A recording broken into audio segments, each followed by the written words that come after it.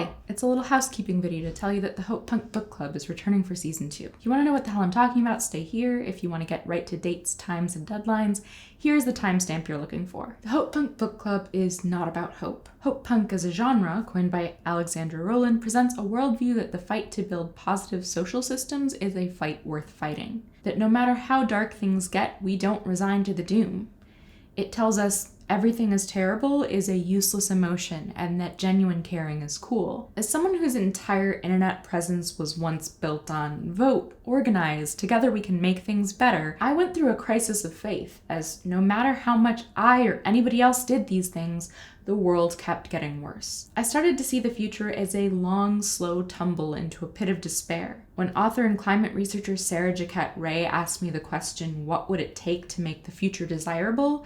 I didn't realize such a thing was even possible. So I started doing the only thing I know how to do, which is write and read my way out of it. I didn't want the impotent kind of hope that just trusts things will get better on their own, that alleviates my own discomfort. I wanted to help myself see it, to open up the limits of my imagination and start to see the shape of a world that I want to live in.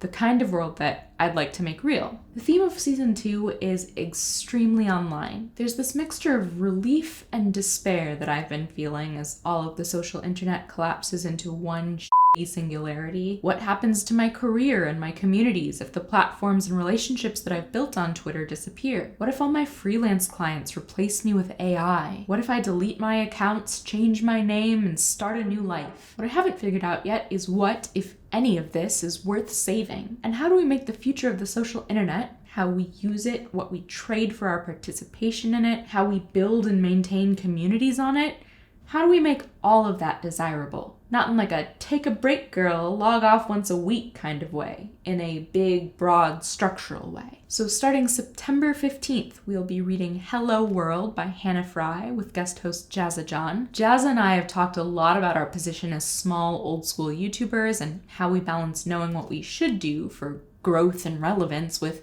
what actually fits our values. This book is billed as a guide to being human in the age of algorithms, and I hope it leads us to some answers. On October 13th, we're reading Kurt Vonnegut's Player Piano with Sabrina Cruz from Answer in Progress. Sabrina suggested this book written in 1952 when people worried about how mechanical automation might change our lives and our culture, but I think that all of those same anxieties about how we spend our time and what makes us human and what makes our lives worthwhile are still relevant today. On November 17th, we'll be joined by Jordan Herod. Everything I know about AI ethics I owe to her channel, but we'll give her a break from explaining Gen AI to us liberal arts majors to read Incredible Doom, a graphic novel series about a group of people who meet through early 90s BBS servers and what they thought the internet could be capable of. And finally, we have Glitch Feminism by Legacy Russell with Sari Riley on December 15th. Sari described this book to me as part art, part identity reflection, and part academic-ish discourse that'll have a lot for us to dig into together as two people who are queer and multiracial and also chronically online. There is a bookshop.org link in the description if you want to get all the books for this season in one fell swoop.